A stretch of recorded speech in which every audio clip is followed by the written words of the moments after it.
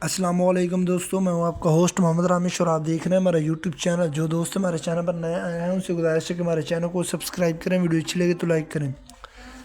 गंदम की नई कीमत पीटीआई किसानों की आवाज़ बन गई। पोजीशन लीडर ने मरीम नवाज हुकूमत का कच्चा छट्टा खोल दिया। सुनिए ये रिपोर्ट। दारों के दहशत गर्दी में साथ हैं।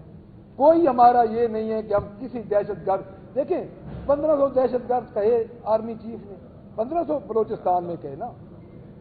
एक दहशत गर्द भी इस मुल्क में हो तो वो भी इस मुल्क के लिए नासूर है। मैं ये क्लियर बात को, दहशत गर्द देखिए, अब ये हमें ना ये कुछ ऐसे लोग हैं, जिस तरह खान साहब ने कहा कि हमें ये लोग लड़ा रहे हैं। हम दहशत गर्दी के मामले में हर पाकिस्तानी का जो स्टॉस है, पाकिस्तान तहरीक इंसाफ का वर्कर हो, उसका स्टेक होल्डर हो, उसके एमएनएस एमपीएस हो, जो भी हैं उनका वही स्टाफ है। मैं ये क्लियर कह रहा हूं। बाकी अगर कोई देखिए, इन्होंने फायरवॉल क्यों बनाई है मुझे बताएं। फायरवॉल इसलिए बनाई है ना कि बंदे ढूंढें तो ढूंढ लें। अब हर चीज का मुद्दा जो पाकिस्तान तहरीक इंसाफ पे डाल दिया जाए तो वो तो बगैर तहकीक के, ये जो नालायक पंजाब गवर्नमेंट है, इसका तो वतीरा यही है। ये तो आम सी बात है कि दहशत गर्दी के मामलात पे किसी पाकिस्तानी की कोई दूसरी राय नहीं है। जी थैंक यू।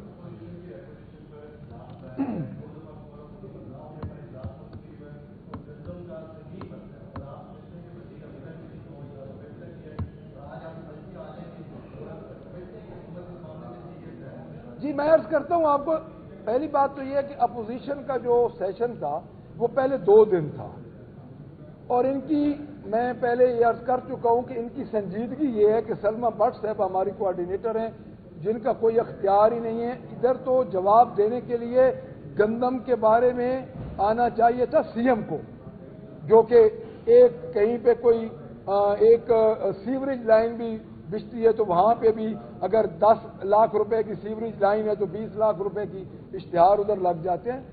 असल बात यह है कि अब उनका अपना सेशन है, लेकिन आपकी बात बिल्कुल दुरुस्त है, गंदम के मामले में वो संजीदा नहीं है और उनको पता नहीं है कि किसान उनका क्या हाल करेगा।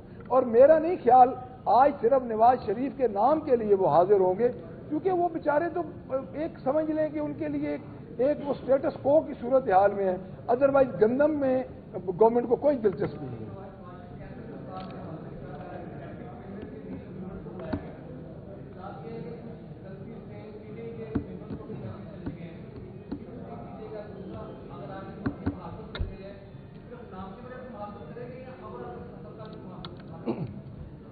जी आपका बड़ा अच्छा क्वेश्चन है। पहली बात तो ये है कि मैं इस बात की तस्दीक कर रहा हूं कि डिप्टी कमिश्नर बेचारे इतने बुखलाए हुए थे कि उन्होंने सब एमपीएस को कर दिया। उसमें पीटीआई रात को हमारे एमपीएस एक दूसरे को फोन कर रहे थे कि डिप्टी कमिश्नर के मैसेज हमें आ रहे हैं। ये बिल्कुल आपकी बात दुरुस्त है। दूसरी बात ये देखें, बात ये नहीं है कि हम कोई पॉजिटिव प्रोजेक्ट के मुखालिफ हैं। देखें, नवाज शरीफ कैंसर इंस्टीट्यूट जो है वो 56 अरब रुपए का है, एलोकेशन उसकी हुई है 10 अरब रुपया। अब 10 अरब रुपए की रफ्तार से, जिसमें अगर आप इनकी टोटल एलोकेशन देखें 842 अरब रुपए में से इन्होंने टोटल जो एलोकेशन की है, आपको पता है कि 904 अरब रुपए इन्होंने रिलीज कर दिए हैं, इन्होंने सरप्लस रिलीज किए हैं, और खर्चा इन्होंने तकरीबन किया है कोई 500 कुछ अरब रुपया, और बजट तो खत्म हो गया। यानी ये आज मई के महीने में पोस्ट बजट सेशन हो रहा है। इनकी दिलचस्पी नवाज शरीफ कैंसर हॉस्पिटल बनने से नहीं है, सिर्फ नवाज शरीफ का नाम रखने से है। होना तो यह चाहिए था कि 56 अरब रुपए की इनकी जो फुल फंडेड होती।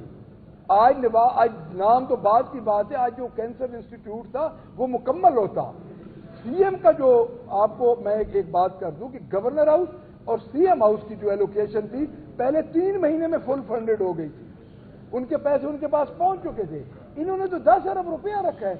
ये तो सिर्फ नाम के लिए खेल रहे हैं, और जो हमेशा इसी तरह करते हैं। Thank you.